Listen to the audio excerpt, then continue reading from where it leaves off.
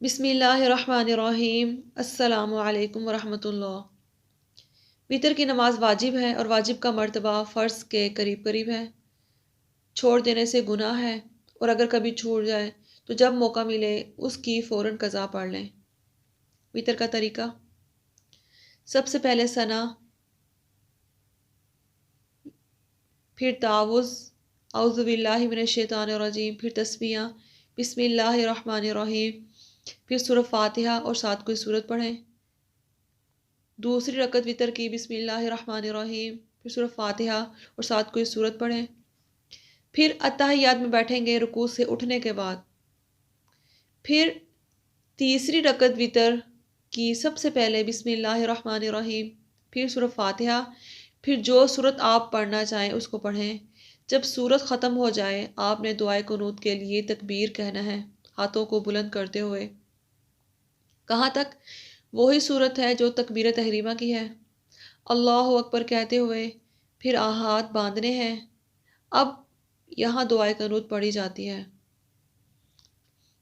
اللہم انا نستعینک ونستغفرک ونؤمن بک ونتوکل علیک ونثنی علیک الخیر ونشکرک ولا نکفرک ونخلع ونترک من یفجرک اللہم ایاک نعبد ولک نصلی ونسجد وإلیک نسعی ونحفد ونرجو رحمتک ونخشى عذابک ان عذابک بالکفار ملحق۔ دعائے قنوت پڑھنے کے بعد رکوع، پھر وہی قوما، پھر سجدے کی طرف، پھر دو سجدوں کے درمیان بیٹھنا، پھر دوسرا سجدہ، پھر اتحیات، پھر درود شریف، پھر یوم یقوم الحساب تک پڑھیں اور پھر دونوں طرف سلام پھیر دیں۔ یہ ہے نماز وطر کا طریقہ۔ اب یہاں نماز وطر کے بارے میں تھوڑے سے مسائل آپ سب لوگ جان لیں جو کہ ہم میں سے اکثر لوگوں کو نہیں پتہ۔ مسئلہ نمبر 1، اگر تیسری رکعت میں دعائے قنوت پڑھنا بھول گئے اور جب رکوع میں چلے گئے تب یاد آیا تو اب دعائے قنوت نہ پڑھے بلکہ نماز کے ختم پر سجدہ سہو کر لے۔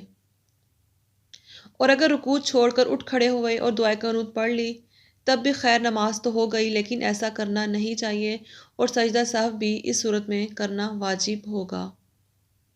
مسئلہ نمبر 2، اگر بھولے سے پہلی یا دوسری رکعت میں دعائے قنوت پڑھ لی تو اس کا کچھ اعتبار نہیں، تیسری رکعت میں پھر پڑھنی چاہیے اور سجدہ سہو بھی کرنا واجب ہوگا۔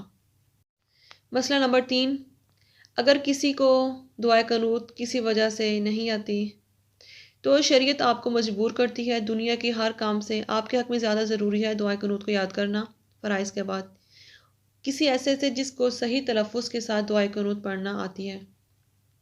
اگر آپ کو دعائے قنوت نہیں آتی، جب تک آپ یاد کر رہے ہیں جو دعا آپ کو آتی ہے وہ بھی آپ پڑھ سکتے ہیں، جیسے ربی جعلنی مقیم الصلاۃ پڑھنا چاہیں یہ بھی آپ پڑھ سکتے ہیں۔ ربنا آتنا فی الدنیا حسنۃ یہ بھی آپ پڑھ سکتے ہیں۔ 3 دفعہ اللہم اغفر لی اللہم اغفر لی اللہم اغفر لی یہ بھی آپ پڑھ سکتے ہیں، یا 3 دفعہ یا ربا یا ربا یا ربا کہہ دیں تب بھی آپ کی نماز وتر ہو جائے گی۔